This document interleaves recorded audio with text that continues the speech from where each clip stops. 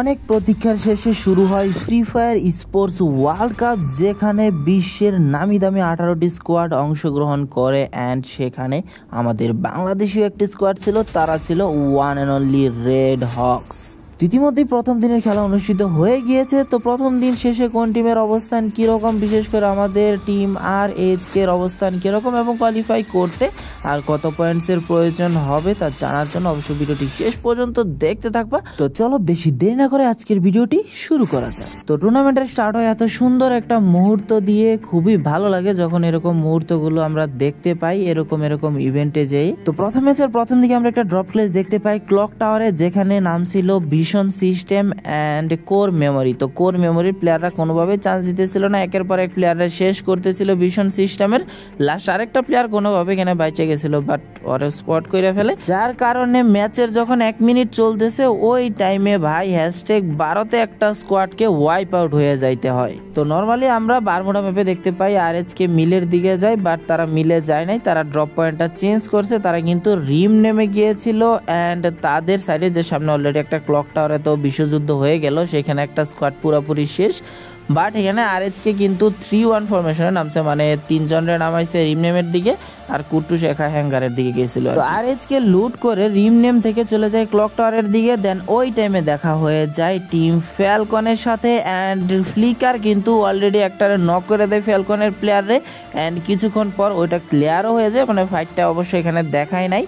তো তোমরা ম্যাপের একদম কর্নারে দেখতে পারবা, বাট ওটা রিভাইভও দিয়ে দিছি কিছুক্ষণ পরে। কুট্টুস আরও একটা নক করে দেয় অ্যান্ড কিছুক্ষণ পর আমরা দেখতে পাই ওই প্লেয়ারটাও ক্লিয়ার অ্যান্ড আরও একটা প্লেয়ারে নক করে দেয় টিম RHK, অর্থাৎ 3টা কিল এখান থেকে বের করে নাই ফ্যালকনের কাছ থেকে। তবে ফ্যালকনের একটা প্লেয়ার যে এখানে ছিল না, সে কিন্তু ফুল স্কোয়াডে আবার উঠাইয়া দেয়। তো ফ্যালকনের সাথে ফাইটের পর তেমন কোনো ফাইট হয় নাই, তার একটা ভালো জোনের পজিশন পাইছিল, ওইখানেই হোল্ড করে। দেন এখন জোন টান দেওয়ার পর জোন একদমই ফেভারে ছিল না, তো কোনো রকম এখানে জোনের ভিতর ঢোকার সাথে সাথে RHK দেখা হয়ে যায় ইভোসের সাথে অ্যান্ড ইভোসের প্লেয়াররাও একদম পুরো প্রস্তুত ছিল যে এই সাইডে একটা স্কোয়াড আসতেছে।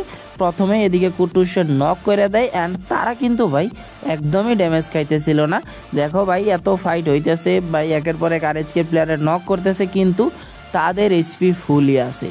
আর ওইদিকে RHK ভাই শুধুমাত্র যে ইভোসের কাছ থেকে ফাইট খাইতেছে এরকম না, ইভোসের সাথে ক্লোজে ফাইট দূর থেকে আবার ফ্যালকনের প্লেয়াররা মারতেছে অ্যান্ড আলফার প্লেয়াররাও এখানে দেখে ফেলছে। লাস্টে শুধুমাত্র এখানে ফ্লিকার বেঁচে ছিল, তারাও কিন্তু দূর থেকে এখানে ড্যামেজ দিয়ে দেওয়া হয় অ্যান্ড শেষ পর্যন্ত RHK ফুললি ওয়াইপ আউট হয়ে যায় অ্যান্ড লাস্টে আমরা 6টা স্কোয়াডকে দেখতে পাই, যার মধ্যে ছিল Evos, Core Memory, Falcon, Pain, Alpha and Hotshot Sports. তবে লাস্টের দিকে যে 3টা স্কোয়াড ছিল তাদের মধ্যে কোর মেমোরির কথা বলতেই হয়, তারা ওই যে প্রথমে যে ওয়াইপ আউট করলো ক্লক টাওয়ারে একটা পুরো স্কোয়াডে শেষ করে দিল ভিশন সিস্টেমের প্রথমরেই। ওরা ওইখানে যে স্কোয়াডটারা শেষ করছে, এরপর ফ্যাক্টরির যে ওই উপরে যায় বসছে ভাই, আর মনে করো যে এখান থেকে সরা লাগে না, এখানেই লাস্ট জোন, এখানেই সব কিছু। তবে যেই পজিশন পাইছিল ওই পজিশন অনুযায়ী তেমন কিল কিন্তু তারা বের করতে পারে নাই। তো এখানে লাস্টে আমরা দেখতে পাই প্রত্যেকটা স্কোয়াডারে 4টা করে প্লেয়ার ছিল। সবার আগে কোর মেমোরি সিদ্ধান্ত নেয় রাশ দেওয়ার, তো রাশটা দিয়ে দেয় তারা ইভোসের উপর, বাট ইভোস একদম যেন রেডি ছিল, তারা কোনোভাবেই ভাই পাত্তা দেয় নাই। এখানে কোর মেমোরিরে একের পর এক প্লেয়াররা এখানে শেষ করতে থাকে, হয়তো বা একটু ড্যামেজ দিছে, কিন্তু ওই মোমেন্টেই আবার এন্ট্রি নেয় টিম ফ্যালকন। তারা বুঝতে পারে যে এখন পারফেক্ট টাইম এটা এন্ট্রি নেওয়ার, কেননা সবগুলো প্লেয়ারের ড্যামেজ ছিল, বাট একটু হয়তো বা লেট করছে। তারা চিন্তা ভাবনা করলো যেহেতু 4v4 ফাইট, একটু সাজায় গুছায় নেই দেন ফাইটে যাবো। ফ্যালকনরাই কিন্তু ইভোসের উপর শেষ পর্যন্ত রাজ দিয়েছে, মানে বারবার খালি দেখলাম যে ইভোসের উপর সবাই রাজ দেয় তারপর মার খায়, ঠিক আছে, সেম টু সেম এইবারও তাই হয়। ইভোসের উপর রাজ দেওয়ার পর ফ্যালকনের 4 নাম্বার প্লেয়ারটা নক হয়ে যায় অ্যান্ড হঠাৎ করে দেখি ভাই একের পর এক ইভোসের প্লেয়ার নক হইতে থাকে অ্যান্ড প্রায় ভাই শেষই হয়ে গেছিলো, 2টা স্কোয়াডের 1v2 সিচুয়েশন হয়ে গেছিলো অ্যান্ড শেষ পর্যন্ত 2টা প্লেয়ার অ্যালাইভ থেকে ফ্যালকন স্পোর্টস ওয়ার্ল্ড কাপের প্রথম বুইয়াটা তুলে নেয়। তো 2024 সালের চ্যাম্পিয়নরা 25 সালে বুইয়া দিয়ে তাদের যাত্রা শুরু করে। তো টিম ফ্যালকন 15টা এলিমিনেশন সহ 27 পয়েন্ট নিয়ে তাদের প্রথম ম্যাচ শেষ করে। দেন ইভোস পায় 19 point, Core Memory 13, Pain Gaming 12 and আমাদের রেড হক্স পেয়েছিল প্রথম ম্যাচ থেকে 10 পয়েন্ট। তো দ্বিতীয় ম্যাচের প্রথম দিকে ইভোস ভার্সেস আলফা হয়ে যায় অ্যান্ড 3v1 সিচুয়েশন। এখানে ইভোসের একটা প্লেয়ারে হয়তো বা নক করে দিছে, বাট পিছন থেকে যেটা আসছিল এটারে ওয়ান টেপ ট্রাই করতেছিল ওর উপরে লাগে নাই, যদি লাইগা যাইতো তাহলে হয়তো বা ইভোসেরও এখানে ওয়াইপ আউট হয়ে যাওয়ার সম্ভাবনা ছিল, বাট দেখছে যখন লাগে নাই সে তাড়াতাড়ি করে যেটারে নক করছিল এটারে আর কি ক্লিয়ার দিয়ে অন্তত কিল পয়েন্টটা নিছে। তো সবার প্রথমে #12-তে কিন্তু ওয়াইপ আউট হয়ে গেছিল টিম আলফা। তো সব মিলিয়ে আগের ম্যাচটা আরএচকের এভারেজ ভালো গেছিল অ্যান্ড আমরা নর্মালি পুরগাটরি ম্যাপে দেখতে পাই মথ হাউসের দিকে যায়, বাট আরএচকে কিন্তু মথ হাউসে যায় নাই, তারা ব্রাজিলিয়াতে ল্যান্ডিং করছিল অ্যান্ড ব্রাজিলিয়াতে তো দেখতেই পাইতেছো ভাই কতগুলো স্কোয়াড নামছিল। তো দ্বিতীয় ম্যাচে আরএচকের ভিশন সিস্টেমের সাথে এখানে ফাইট হয়েছিল। তো ভিশন সিস্টেমের অলরেডি একটা প্লেয়ার এখানে শেষ করে দিয়েছে অ্যান্ড জোটারেও কিন্তু এখানে শেষ করে দেয় আইসা কুট্টুস অ্যান্ড আমরা দেখতে পাই আর দুইটা প্লেয়ার কিন্তু বেঁচে ছিল ভিশন সিস্টেমের থেকে। আরএচকে কোনোভাবেই ভাই তাদেরকে যাইতে দিতেছিল না, যাদের অস্থির লেভেলের একটা হেডশট, আরও একটা প্লেয়ার এখানে শেষ। তো কোনো রকম ভিশন সিস্টেমের যে লাস্ট প্লেয়ারটা ছিল এখান থেকে হয়তো বা কোনোভাবে চলে গেছে, আগেই বুঝতে পারছে যে অবস্থা খারাপ। তো তিনটা কিল কিন্তু প্রথমে পেয়ে গেছিল টিম আরএচকে। তো এখানে 3টা কিল বার করার পর তেমন আর কোনো ফাইট হয় না, ব্রাজিলিয়াতে আরএচকে হোল্ড করে দেন। কিছুক্ষণ পর যখন জোন একবারে ভাই ব্রাজিলিয়া থেকে চলে যায়, ফাইট হয়ে যায় এখানে কোর মেমোরির সাথে অ্যান্ড কোর মেমোরিরা এখানে লঞ্চ প্যাড দিয়ে আরএচকের উপর রাজ দিয়েছিল অ্যান্ড সবগুলো প্লেয়াররা শেষ করে দেয়। তো কোর মেমোরি ওইখানে আরএচকের সাথে ফাইটে অনেক টাইম নিছে, যার কারণে ওরা আর এইচপি রিকভার করতে পারে নাই। জোন একটু বেশি করে ড্যামেজ দিতেছিল, কারণ নর্মালি জানো যে জোনের মধ্যে যদি তুমি বেশি টাইম থাকো জোনের ড্যামেজ কিন্তু অনেকটাই বেড়ে যায় অ্যান্ড কোর মেমোরি ওইখানে জোনেই পুরাপুরি ভাই ড্যামেজ খাওয়া ওয়াইপ আউট হয়ে যায়। তো এই ম্যাচের লাস্টের দিকে আমরা 3টা স্কোয়াডকে দেখতে পাই, যেখানে ছিল Pakistani squad, hotshot, Virtus and আবারও সেই ফ্যালকন। তবে এই ম্যাচে হটশট আলাদা মুডেই ছিল, তারা একের পর এক ফ্যালকনের প্লেয়ার নক করতে থাকে, অস্থির স্নাইপিং এখানে ছিল আনাসের অ্যান্ড ভাই এদিকে কট দিয়া যা মায়েরগুলা দিছে না পুরা স্কোয়াড, কিছুক্ষণের মধ্যে আমরা দেখি ওয়াইপ আউট হয়ে যায় ফ্যালকনের অ্যান্ড সুযোগটা পেয়ে যায় যেন ভার্টাস, তারা যেন ভাই ওয়েট করতেছিল ভাই তোমরা ফ্যালকনরা শেষ করো আমরা এই সাইড দিয়ে আসতেছি এরকম আর কি। তো যাই হোক শেষ পর্যন্ত এখানে 4v4 একটা ফাইট হয়, দুইটা স্কোয়াডেরই 4 জন করে অ্যালাইভ ছিল, কেউ ম্যান পাওয়ার লুজ করে নাই অ্যান্ড তাদের কাছে যতগুলো থ্রোয়েবল ছিল একজন আরেকজনের উপর ইউজ করতেছিল, মেলটার বেশিরভাগ এখানে ইউজ হইতেছিল অ্যান্ড শেষ পর্যন্ত এখানে ভার্টাসের প্লেয়ারদের মনে করো যে গ্লোয়াল ফালানোর একদমই জায়গা ছিল না, যেমন মেল্টারগুলো মারছে। তো শেষ পর্যন্ত ভার্টাসের উপর হটশটই সিদ্ধান্ত নেয় যে তারা রাজ দিবে, তো হটশট রাজ দিয়ে ভালো একটা ড্যামেজও দিয়ে দিছিল, কিন্তু শেষ পর্যন্ত ক্লোজে আর হটশট পাইরা ওঠে নাই। ক্লোজের প্লেয়াররা একের পর এখানে নক হইতে থাকে, দূর থেকে আনাস অর্থাৎ তাদের স্নাইপার প্লেয়ারটা এখানে কভার দিলেও তেমন কোনো লাভ হয় নাই। শেষ পর্যন্ত 4টা প্লেয়ার অ্যালাইভ থেকে ভার্টাস বুইয়া করে ফেলে সেকেন্ড ম্যাচে। 2 নম্বর ম্যাচে অসাধারণ পারফরমেন্স করে এখানে ভার্টাস প্রো 22 পয়েন্ট নিয়ে নেয় অ্যান্ড অবশ্যই বলতে হবে টিম হটশট তারা খুবই ভালো খেলেছে এই ম্যাচে, 20 পয়েন্ট তারা নিয়ে নিয়েছিল, core memory 19 point, ইভোস 13, team Falcons পেয়েছিল 12 পয়েন্ট অ্যান্ড আরএচকে এই ম্যাচ থেকে 8 পয়েন্ট পেয়েছিল। 3 নম্বর ম্যাচে টিম আরএচকে নর্মালি যে এখানে কালারি ম্যাপে যেখানে ল্যান্ডিং করে অর্থাৎ সাবের দিকে ওই যে বাঙ্গা বিমান আছে ওই দিকে ল্যান্ডিং করছে, তবে এইখানে ভাইটালিটির স্বার্থে ফ্যালকনের একটা ক্লোজ রেঞ্জের ফাইট হয়ে যায় অ্যান্ড একের পর এক প্লেয়ার এখানে শেষ করতে থাকে, কিন্তু ভাইটালিটি ফাইট এখানে উইন করতে থাকলেও তারা বুঝতে পারে এখানে আরও একটা স্কোয়াডের এন্ট্রি হয়েছে, তারা হলো ইভোস। তো ইভোসের প্লেয়াররা এন্ট্রি করছে দেখে আগে ভাগে এখানে ভাইটালিটি প্লেয়াররা চলে যায়। তো লাস্টে এখানে 2টা প্লেয়ার বেঁচেছিল, মানে ফ্যালকনের একটা প্লেয়ার কোনোভাবে তাদের আরেকটা প্লেয়ারের রিভাইভ দিয়ে দেয়, বুঝতে পারছে যে শেষ হয়ে যাবে। তো এই প্লেয়ারটার এখানে শেষ করে, বাট ওই মরার আগে যে একটা রিভাইভ দিয়ে দিচ্ছে ফ্যালকনের, ওইটার কারণে টিম ফ্যালকন এখনো অ্যালাইভ আছে, নাহলে হয়তো এতক্ষণে ওয়াইপ আউট হয়ে যেত। তো এই ম্যাচের লাস্ট মোমেন্টে একই জায়গায় ইভোস, ফ্যালকন, হটশট, আরএচকে একই জায়গায়, বাকি 2টা স্কোয়াড একটু আলাদা ছিল, ফ্রুকজো আর এজিএল। তো প্রথমে এখানে ফ্যালকন রাজিয়াতে হটশটের উপর একের পর এক প্লেয়ার এখানে নক হইতে থাকে। তো লাস্টের যে একটা প্লেয়ার ছিল হটশটের ওইটা জিপ লাইন দিয়ে এখানে পলানোর চেষ্টা করে, তো জিপ লাইনে দিয়ে এখানে পলায় আর কোথায় যাবে, শেষ পর্যন্ত এখানে তারা ফ্যালকনের কাছে শেষ হয়ে যায় অ্যান্ড ওইখানে যে ভাই জাম দিয়ে পড়বে ভাই ওইখানেও ফ্রুকজোরা ছিল, তো কিছুই করার ছিল না। হটশট এখানে মোটামুটি আবারে যে একটা পয়েন্ট নিয়ে যায় এই ম্যাচ থেকে। তো লাস্টে আমরা 5টা স্কোয়াডকে দেখতে পাই অ্যান্ড টিম আরএচকেও কিন্তু তখনও অ্যালাইভ ছিল একদম, এই যে এখানে যে ফ্যালকন আছে ফ্যালকনের নিচেই ইভোস আর আরএচকে তখনও এখানে ছিল। দেন ইভোসরা কিন্তু স্পট করে ফেলে আরএচকের প্লেয়ারদের, আরএচকেরা হয়তো বা এখানে এমগডরে একটু ড্যামেজ দিছে, কিন্তু ইভোসের একটা প্লেয়ার ভাই কোন চিপা দিয়া দেখো ভাই একটা হেডশট মারা দিছে অ্যান্ড হেডশট মারার পর ভাই আর আরএচকে এখান থেকে রিকভার করতে পারে নাই, সাথে সাথেই ভাই বাকি প্লেয়াররা এখানে ক্লোজের রাশ দিয়ে দেয় অ্যান্ড আরএচকে স্কোয়াড এখানে #4-এই ওয়াইপ ওয়াইপ আউট হয়ে যায়। তো লাস্টের দিকে আর 3টা স্কোয়াড বেঁচেছিল, যেখানে ছিল ইভোস, ফ্যালকন আর ফ্লুক্সো। তো ফ্লুক্সো কিন্তু এই ম্যাচে একটু কামব্যাক করার চেষ্টা করতেছিল, কারণ প্রথম 2 ম্যাচ তাদের তেমনই একদম ওই আর কি তাদের নামের উপর সুবিচার হয়নি আর কি, তেমন ভালো খেলে নাই। তো ফ্লুক্সোরা এই ম্যাচে একটু সেফ খেলতেছিল। তো শেষ পর্যন্ত এখানে আবার মানে ফ্যালকন ভাই বুঝি না ভাই, ওরা প্রত্যেকটা ম্যাচে লাস্ট পর্যন্ত যাবেই। ওরা যে আগের বার চ্যাম্পিয়ন হয়েছে ওটার যেমন প্রমাণ যেন তাদের প্রত্যেক ম্যাচে দিতে হবে, এরকম একটা অবস্থা ছিল। তো ফ্যালকনরা এই ম্যাচেও একের পর এক প্লেয়ারে মানে প্রত্যেকটা স্কোয়াডে এখানে জ্বালাইতে থাকে, ইভোসরাও জ্বালাই এক সাইড দিয়া আর ফ্লুক্সোরাও জ্বালাইতেছিল। তো যেহেতু ইভোসের ম্যান পাওয়ার কম ছিল তাই ইভোসরাই আগে এখানে ওয়াইপ আউট করে দেয়। লাস্টে ফ্লুক্সোর 3টা প্লেয়ার নিয়ে বেঁচেছিল, তাদের উপর এখানে ফ্যালকনের রাশ হয় পুরো, এখানে ম্যান 4টাই এখানে অ্যালাইভ ছিল। তো ফ্লুক্সোর এখানে আর কিছুই করার ছিল না, তাদের একে তো ম্যান পাওয়ার লুজ, প্রথমে একটারে নক কইরা পুরো স্কোয়াড নিয়ে দিয়ে দিছে তাদের উপর রাশ।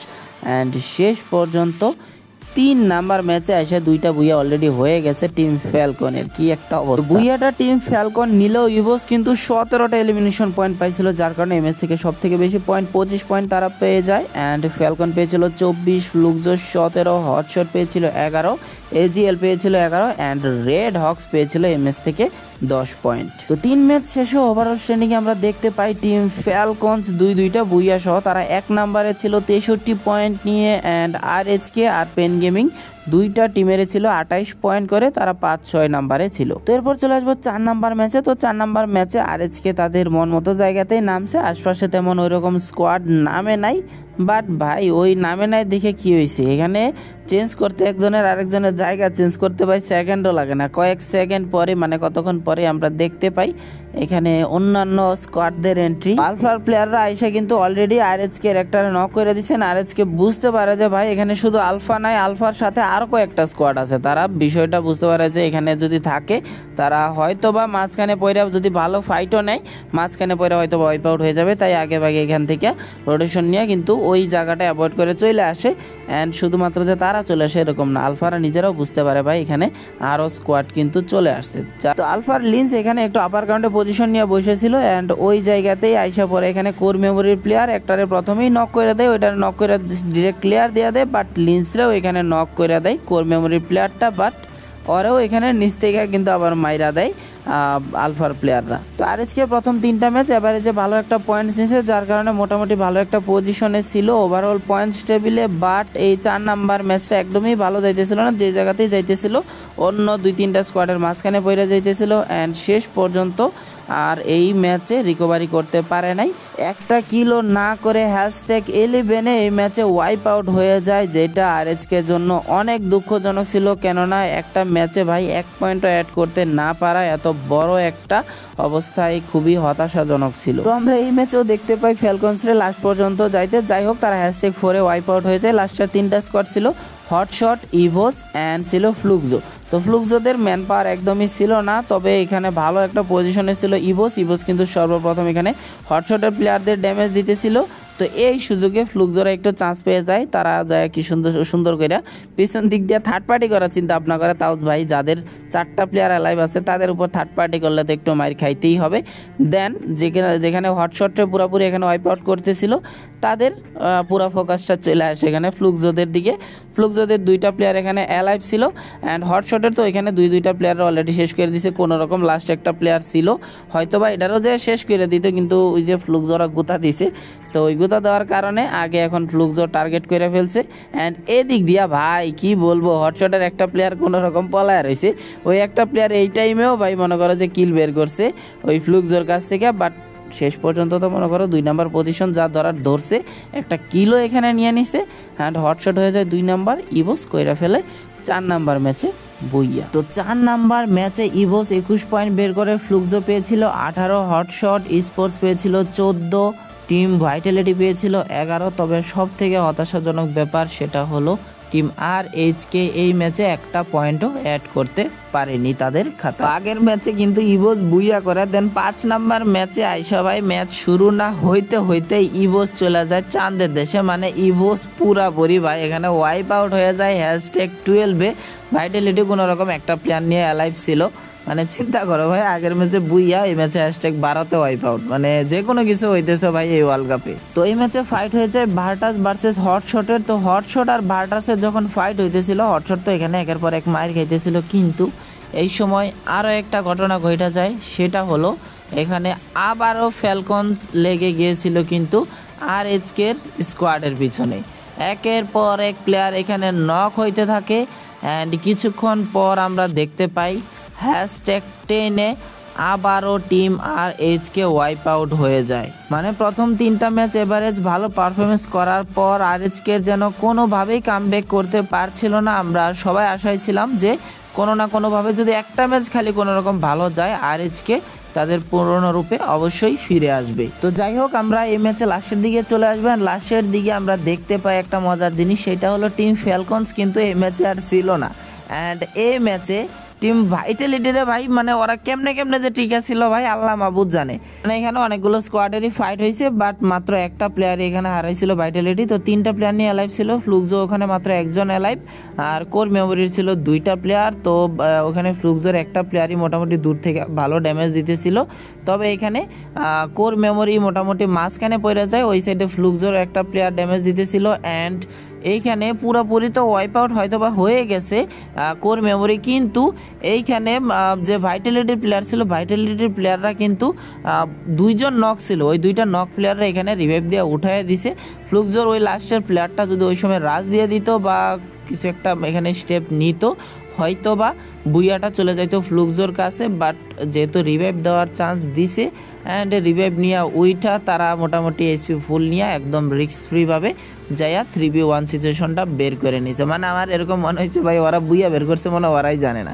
যাই হোক ভাই, অসম্মান করতেছি না, তারপরও আর কি জিনিসটা এরকম হয়েছে। বুইয়াটা একটু আনফর্চুনেট, ওরা ডিজার্ভ করতো না ওই ম্যাচটাতে, অন্যান্য স্কোয়াড আর একটু ভালো খেলছিল, বাট বুইয়াটা ওদের ভাগ্যে যায়। এই ম্যাচে বুইয়ার মাধ্যমে ভাইটালিটি একদম টেবিলের তলানি থেকে এক লাফ দিয়ে চলে যায় 7 নম্বরে অ্যান্ড টিম ফ্যালকনস 1 নম্বর পজিশনে ছিল 88 পয়েন্ট নিয়ে। এরপর দিনের লাস্ট ম্যাচে আমরা দেখতে পাই আলফার সাথে ফাইট হয়ে যায় আরএইচকে অ্যান্ড ব্লেড কিন্তু আলফার একটা প্লেয়ারের নক করে দেয়, বাট আলফার আরেকটা প্লেয়ার আইসা ওই টিম মেম্বারে উঠায় দেয় অ্যান্ড ব্লেডও নক করে দেয়। অ্যান্ড একের পর এক প্লেয়ার এখানে শেষ করতে থাকে, শুধুমাত্র নেজাত এখান থেকে লঞ্চ প্যাড দিয়ে পলা যায়, তারও এইচপি তেমন একটা ছিল না অ্যান্ড তারে ফলো করে ওই লঞ্চ প্যাড দিয়ে পিছন পিছন যায়। বাট একটা প্লেয়ার প্রথমে গেছিল, নেজাত মোটামুটি এখানে দাঁড়ায় ছিল যে প্লেয়ার আসবে, তো সাথে সাথেই এখানে নেজাত একটা প্লেয়ারে নক করে দেয় অ্যান্ড এই প্লেয়ারটারেও ক্লিয়ার দিয়ে দেয়। কিন্তু ওই কিছুক্ষণ পরে দেখা যায় পিছন পিছন কিন্তু বাকি যেই আলফার 2টা প্লেয়ার ছিল, ওই 2টা প্লেয়ারও আইসা পড়ে। তো নেজাত এখানে সর্বোচ্চ চেষ্টা করতেছিল যাতে এখান থেকে যায় একটা প্লেয়ারের অন্তত রিভাইভ দিয়ে উঠানো যায়, বাট এখানে আলফার প্লেয়াররা যেন কোনোভাবেই ছাড়বে না, এখানে আরএইচকে পুরোপুরি ওয়াইপ আউট করেই ছাড়বে। তো নেজাত তারপরে কোনো রকম একটা গ্লোয়াল বসায়া কোনো রকম এসপি নিয়ে এখান থেকে পলাইতে চেষ্টা করে, কিন্তু শেষ পর্যন্ত আরএইচকের শেষ রেহাই হয়নি। আরএইচকে আবারও হ্যাশট্যাগ 12-এ ওয়াইপ আউট হয়ে যায় লাস্ট ম্যাচে। অ্যান্ড একই মোমেন্টে ভালো খেলতে থাকা হটশট স্পোর্টসকে হ্যাশট্যাগ 11-এ ওয়াইপ আউট করে দেয় ভার্টাস।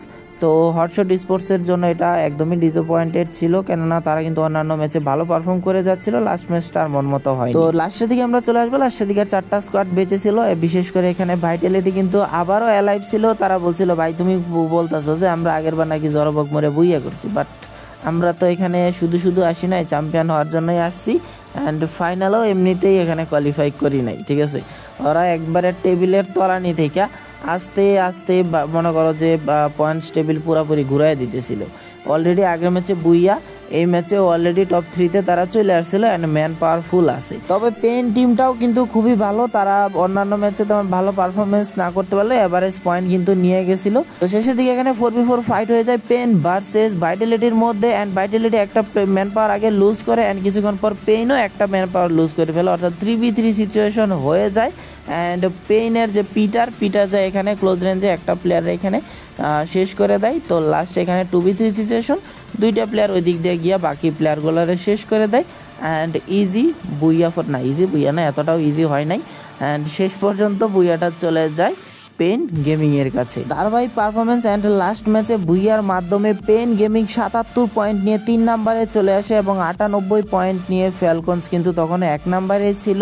অ্যান্ড বিশেষ করে টিম ভাইটালিটি একদম টেবিলের তলানি থেকে লাস্টের কয়েকটা ম্যাচ ভালো খেলে তারা কিন্তু 6 নম্বরে চলে আসে। তো এখন একটু আরএসকে নিয়ে কথা বলি, সেটা হলো তারা কিন্তু 32 পয়েন্ট নিয়ে 11 নম্বর পজিশনে আছে। তো এইখানে তাদের থেকে খারাপ শুধুমাত্র ভিশন সিস্টেম খেলছে। অ্যান্ড বাকি এখানে আর কয়েকটা স্কোয়াড খারাপ খেলছিল, যেমন আলফা 34, AGAL, তারপর আছে এখানে টিম ভাইটালিটি। এরা কিন্তু আস্তে আস্তে খারাপ খেলেও নিচ থেকে তারা ব্যাকআপ করতে করতে ভালো একটা পজিশনে ইতিমধ্যে চলে গেছে। তো আরএসকেও এভাবে কামব্যাক করতে হবে। অন্যান্য স্কোয়াড যেমন নিচ থেকে উপরে উঠছে, এরকম একটা কামব্যাক করতে হবে। যদি একটা ম্যাচে বুইয়া পায়া ফেলে বা ভালো একটা ম্যাচ যায়, আমি শিওর এখানে আরএসকে তাদের আত্মবিশ্বাস ব্যাক পাবে। এখানে মেনলি খেলাটাই হচ্ছে আত্মবিশ্বাসের। যেমন তোমরা দেখছো যে টিম ভাইটালিটি ভাই কত নিচে ছিল, ওরা একটা ম্যাচে ভালো খেলে বাকি প্রত্যেকটা ম্যাচ পরে ভালো পয়েন্ট নিতে নিতে এখন চলে গেছে 6। পেন গেমিং আরএসকের সাথে ছিল ভাই, ওরা এখন 3-এ আছে। চিন্তা করো ভাই। তো যে কোনো কিছু হইতে পারে, আরএসকের উপর বিশ্বাস রাখো। আর যদি তৃতীয় দিনে নেগেটিভ কিছু ঘটেও যায়, তারপরও তোমরা কোনো ধরনের হেড দিবা না। আমরা সব সময় বাংলাদেশের স্কোয়াডদের সাপোর্ট করবো। ফার্স্ট টাইম ভাই এত বড় একটা জায়গাতে গেছে, ওইখানে যে গিয়াই যে একবারে পুরাপুরি তুমি নর্মাল যেরকম গেম প্লে দাও এরকম গেম প্লে দিতে পারবে এরকম না ভাই, অনেক কিছুর এখানে কন্ডিশন আছে। ওই জায়গার এনভায়রনমেন্ট বলো, অবস্থান, দেন এরকমভাবে আমাদের দেশে কোনো সময় টুর্নামেন্ট অনুষ্ঠিত হয়নি, তারা এভাবে খেলে একদমই অভ্যস্ত না। দেন মোবাইল চেঞ্জ, আরও কত কিছু, ঠিক আছে। একদিনে ভাই তোমার ডিভাইস চেঞ্জ করে আবার ওইখানে শিফট হওয়া এত সহজ না। ওইখানে বাকি যে স্কোয়াডরা খেলতেছে সবাই মোটামুটি এইসব বিষয়ে অভিজ্ঞ, ঠিক আছে। এতটাও সহজ না ভাই নিজেদের কয়েকদিনের মধ্যে একদম নতুন একটা পরিবেশে খাপ খাইয়ে নেওয়া, ঠিক আছে। যেহেতু প্রথম একটু একটু হবেই ইনশাল্লাহ। গেরিনা আস্তে আস্তে আমাদের বাংলাদেশি টিমদের আরও গুরুত্ব দিবে। অ্যান্ড ভাই যেই পরিমাণে অডিয়েন্স সাপোর্ট পাইছি, ঠিক আছে, এরপরে যদি ভাই গেরিনা স্লট মনে করো বাংলাদেশিদের জন্য না বাড়ায়, এটা একদম অবিচার হয়ে যাবে। টিম আরএসকের জন্য শুভকামনা জানিয়ে আজকের ভিডিওটি এখানেই শেষ করব। আর আমি যখন ভিডিও বানাইতেছি এখন বেশি না, রাত 3:10 বাজে, পুরা লাইভ স্ট্রিম করে দেন। আবার এখন ভিডিও বানানো ভাই এতটাও সহজ না। দেন আবার ওই দিন পরীক্ষা দিয়েও আসছি, তো যাই হোক একটু কষ্ট করতেই হবে। তো যারা যারা ভিডিওটা শেষ পর্যন্ত দেখছো তাদেরকে অনেক অনেক ধন্যবাদ, অসংখ্য ধন্যবাদ। কারণ বিশাল বড় একটা লম্বা ভিডিও হয়েছে। যদি স্পোর্টসের যারা সাপোর্টার তারাই হয়তো বা শেষ পর্যন্ত ভিডিওটা দেখছে, তো যারা দেখছে অবশ্যই কমেন্ট করে জানিয়ে দিও। আর প্লিজ সাবস্ক্রাইবটা করে দিও, কারণ ঘুমরে চাঙ্গে তুললে ভাই এখন বসে বসে ভিডিও বানাইতেছি। আমি তো পারতাম এখন ঘুমিয়ে যাইতে, বাট যেহেতু বলছি, কথা দিছি লাইভও করবো, ভিডিও দিব, তাই দিছি, ঠিক আছে। তো দেখা হবে তোমাদের সাথে দ্বিতীয় পার্টে। আল্লাহ হাফেজ।